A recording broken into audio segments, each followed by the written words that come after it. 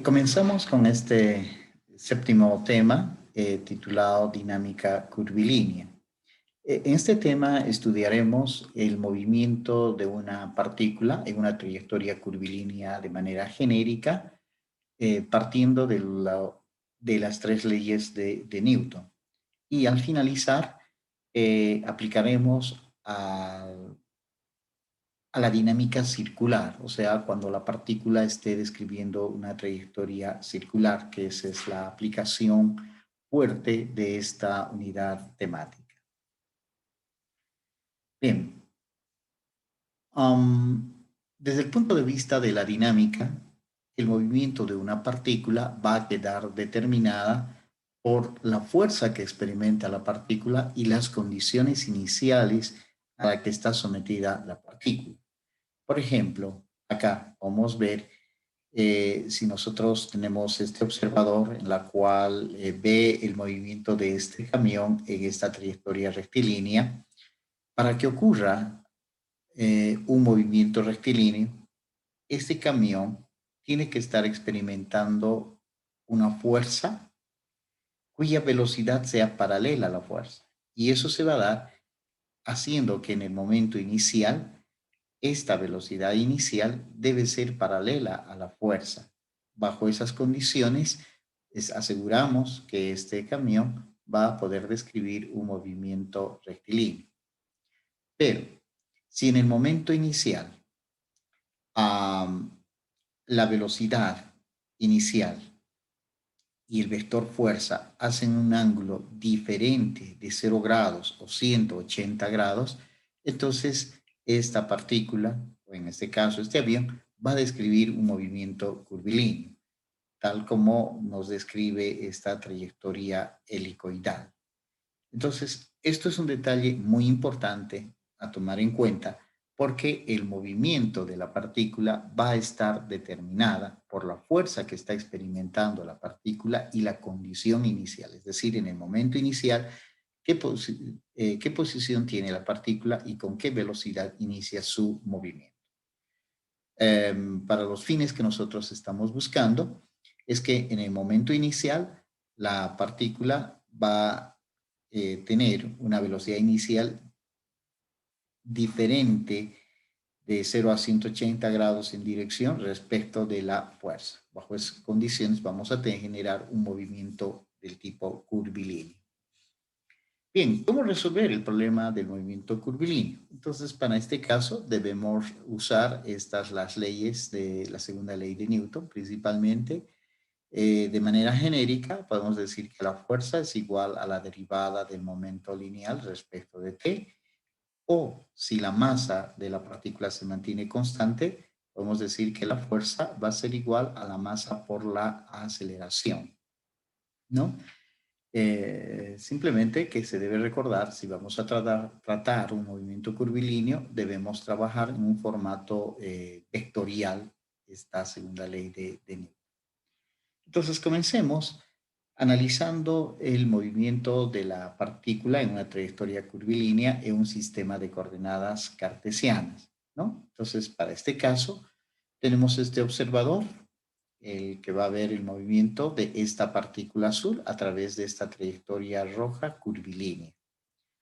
Entonces, una vez realizada el diagrama de cuerpo libre e identificado todas las fuerzas, lo que se hace es considerar la fuerza total.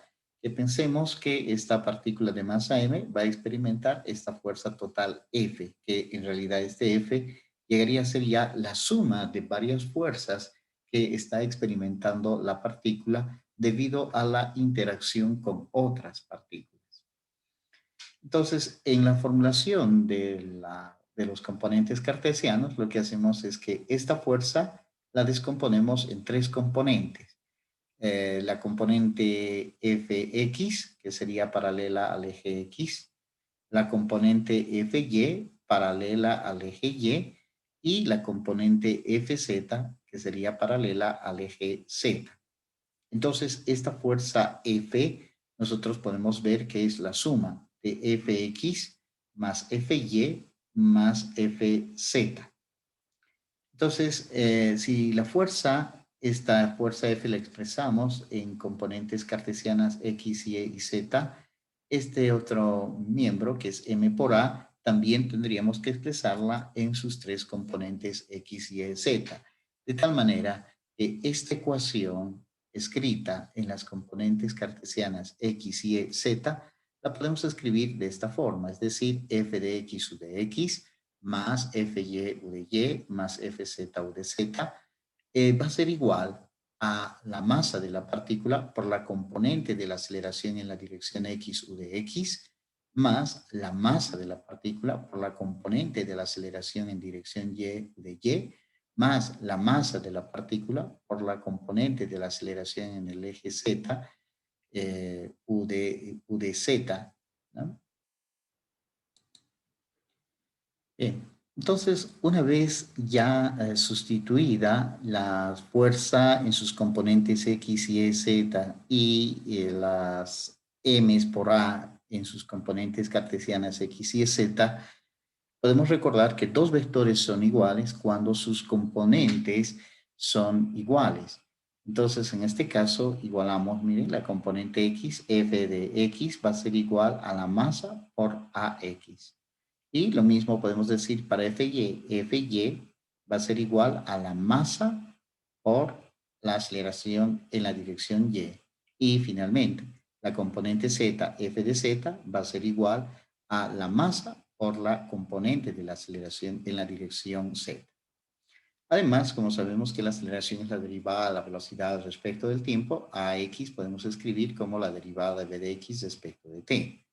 Además, sabemos que v de X es la derivada de la posición respecto del tiempo, por tanto, el fx también podemos escribir como m igual a la segunda derivada de la posición respecto del tiempo, dos veces multiplicado por la masa, ¿no?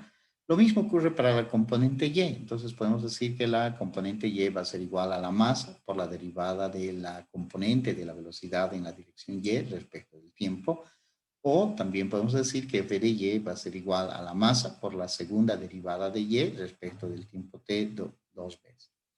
Así como también ocurre para la componente z. Fz es masa por la derivada de v de z respecto de t, y que además podemos decir que el f de z va a ser igual a la masa por la segunda derivada de z respecto del tiempo t dos veces, ¿no? Bien, entonces, si nosotros conocemos la fuerza F, en este caso Fx, Fy y Fz, pues usando estas ecuaciones podemos determinar a X, a Y o a Z, o finalmente resolviendo la ecuación diferencial f de X igual a m por la derivada de v de X respecto de t, podemos calcular la posición, perdón, calcular la velocidad en la dirección de X. Y lo mismo, resolviendo la ecuación diferencial f de X igual a m por la segunda derivada de X respecto de t dos veces, podemos calcular acá la posición en función del tiempo para la partícula. Y lo mismo ocurre para la componente Y y la componente Z. Entonces, resolviendo este sistema de tres ecuaciones, nosotros podremos conocer la aceleración, la velocidad, la posición de la partícula utilizando un sistema de coordenadas cartesianas de manera genérica. Otro punto de vista es el utilizar las componentes tangencial y normal. Entonces, igual, acá tenemos un observador base canónico que se llama X y Z, que ve el movimiento de esta partícula azul a través de esta trayectoria curvilínea. Entonces, consideramos la fuerza total que está experimentando esta partícula, un F total. Este F es la suma de todas las fuerzas que esta partícula está experimentando por la interacción con las otras partículas. Entonces, de la misma manera, esta fuerza F se puede descomponer en dos componentes, la fuerza tangencial y la fuerza normal, ¿no? La fuerza tangencial tiene la dirección del vector unitario U sub t y la fuerza normal tiene la dirección del vector unitario normal U sub n. Entonces, esta fuerza total F la podemos expresar como Ft U sub t más Fn U sub n. Entonces, si tengo la fuerza descompuesta en sus componentes tangencial y normal, lo mismo tiene que ocurrir para la parte de m por a, en este caso. Bien, por tanto, podemos decir que para la parte tangencial va a ser igual a la masa por la aceleración tangencial. Si recordamos, la aceleración tangencial se define como la derivada de la rapidez, no de la velocidad, derivada de la rapidez respecto del tiempo de t, más, mire, la masa por la aceleración normal. En el movimiento curvilíneo, de manera genérica, se escribe como la rapidez al cuadrado sobre el radio de curvatura. Entonces, nuevamente acá, recordamos, cuando dos vectores son iguales, cuando sus componentes son iguales. Entonces, aquí nos queda que el f de t, la componente de la fuerza tangencial, la tengo que igualar a la masa por la derivada de la rapidez respecto del tiempo. Al igual que la fuerza normal F sub n la tenemos que igualar a la masa por la rapidez al cuadrado sobre el radio de curvatura. Y nuevamente, resolviendo este par de ecuaciones, nosotros podremos determinar la velocidad, la posición de la partícula en función del tiempo. Bien, uno podría decir, puedo usar directamente las componentes tangencial y normal porque en este caso solo tenemos dos ecuaciones, a diferencia de las componentes cartesianas x, y z, que tenemos tres componentes. Y la respuesta es simple. Depende del problema que se vaya a resolver. Depende. Muchas veces algún problema puede ser fácil resolverlo en este sistema de coordenadas tangencial y normal, pero complicado en el sistema de coordenadas cartesianas, o a la inversa, que en cartesiana sea fácil y complicada en esta. Entonces, para poder resolver el problema del movimiento curvilíneo usando las componentes cartesianas o las componentes tangencial o normal, va a depender del problema.